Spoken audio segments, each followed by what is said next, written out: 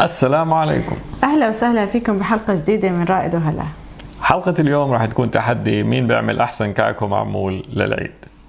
طبعا أنا ورائد بنعمل الكعك والمعمول بطريقتين مختلفتين، بس الاختلاف الأساسي بيكون إنه رائد أنا بستخدم الطحين في العجينة وأنا بستخدم السميد والطحين. خلينا نشوف الطريقتين ونشوف مين بيفوز.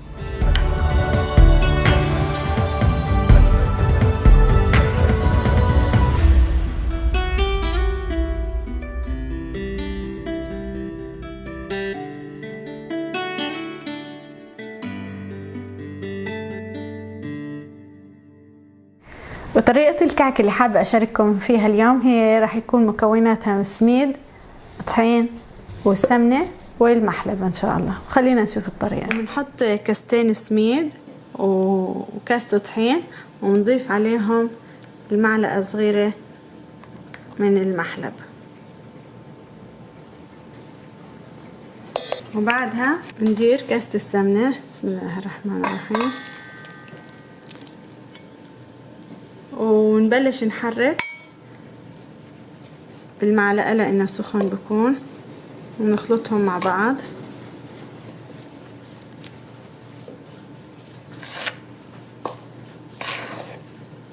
ونبلش فركهم بالإيد.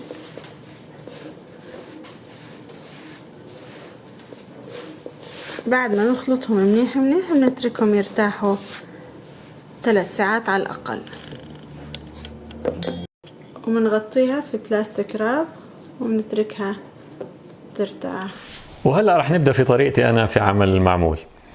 طبعا هاي الطريقة ما رح نستعمل فيها سميد، رح يكون بس طحين مع سمنة، فهي أكيد أسهل وطبعا أكيد برضو الأفضل. ليش أنت دائما الأفضل؟ بنشوف بالآخر.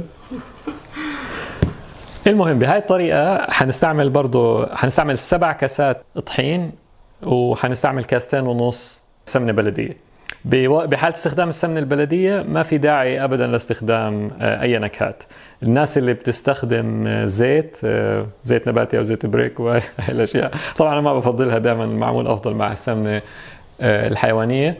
بس الناس اللي بتستخدم الزيوت ممكن إنها تضيف عليها بعض النكهات، بس بحالتنا إحنا ما في داعي لإضافة أي نكهة. هلا بنحط السمنة على الطحين، وهلا بندعك السمنة مع الطحين في الإيد.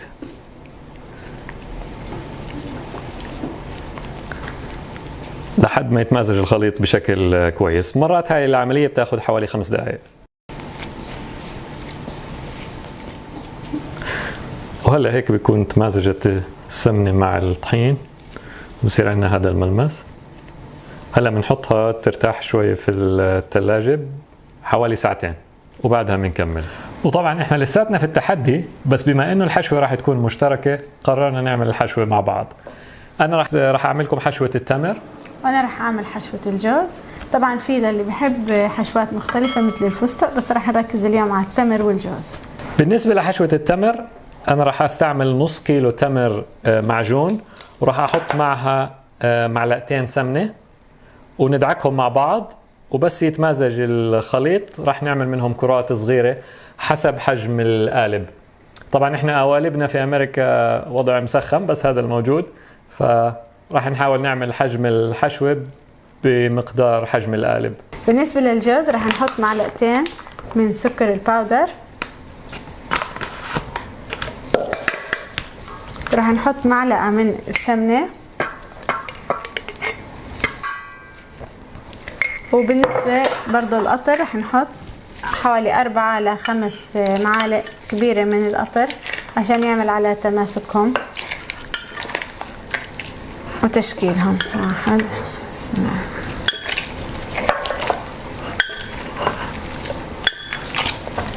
وبعدين بنبلش نعجنهم برضو مع بعض. طبعا في ناس بتحب القرفة، ممكن تضيفوا القرفة كمان مع الجوز لأنه زاكي. بس رائد في ناس ما بتحبها ما بحبها، فمش راح يضيفها، فما راح نضيفها. بس انا بحب القرفة بس مش مع المعمول. عجنهم منيح، بعدين نبلش نشكلهم كرات.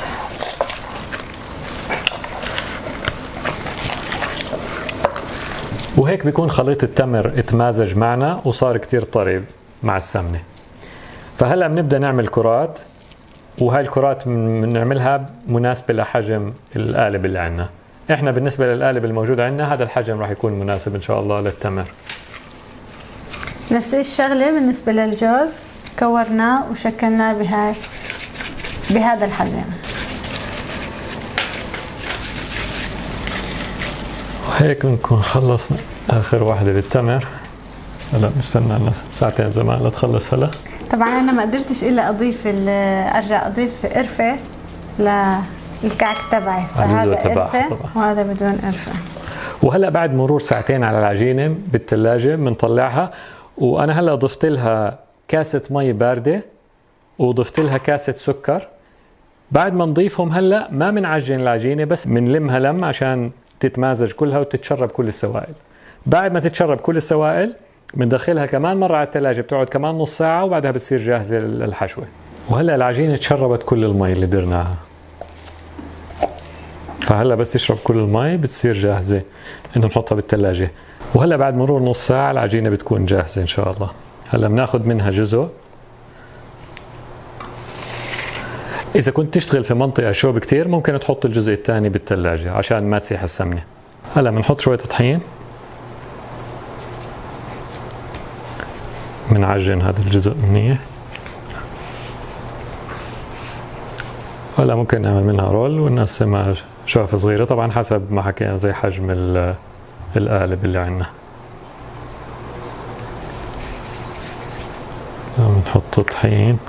أنا راح استعمل هاي الجهة للتمر وهاي الجهة للجوز، فهلا اشتغل شوي على التمر، نتأكد انه عليها طحين عشان ما تلزق.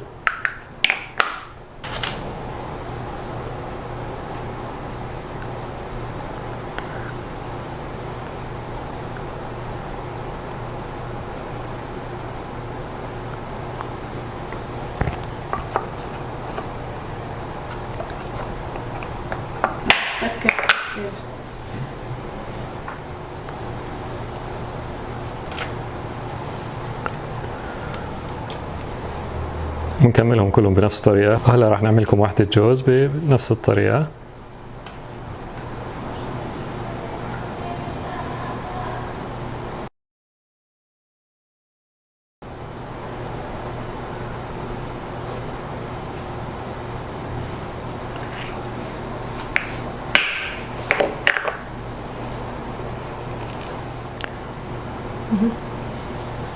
طبعا اكيد القوالب في البلاد العربيه كثير احسن، بس هذا المتوفر عندنا هلا في امريكا.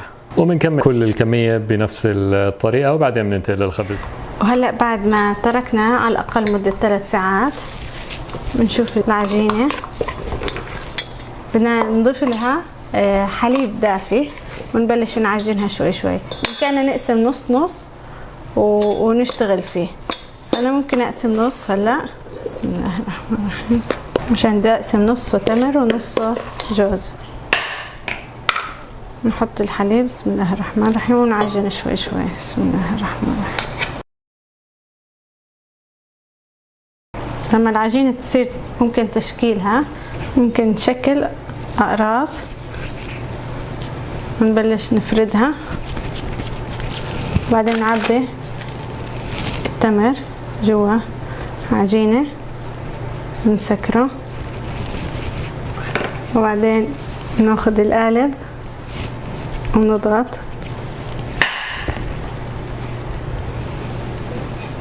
وهي أول كعكة. طبعا بنكمل بنفس الطريقة بالنسبة للتمر وللجوز.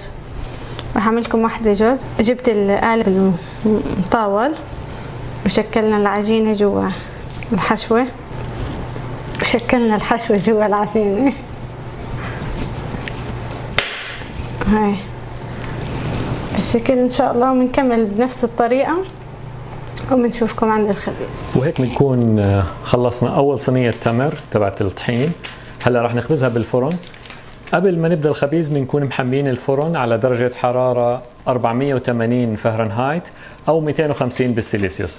بنحطهم في الطبقة الوسطى.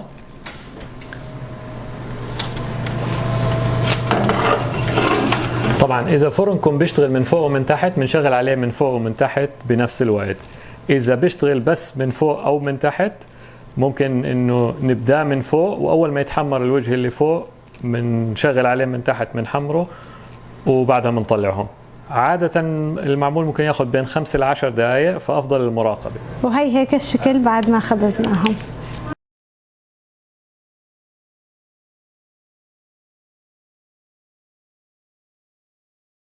وطبعا اليوم كان عندنا بعض الأصدقاء على الإفطار وجربوا الطريقتين. طريقة هلا بالنسبة لهم فازت بالشكل، وطريقتي أنا فازت بالملمس والطعمة، فعلى الأغلب أنا اللي فزت. فيا ريت انتوا تجربوا الطريقتين وتحكوا لنا في التعليقات أي طريقة حبيتوها أكتر. إذا كنتوا لسه مش مشتركين في القناة لا تنسوا تضغطوا على السبسكرايب واضغطوا على اللايك وفعلوا الجرس ولا تنسونا من الشير. وبنشوفكم على خير. سلام. مع السلامة.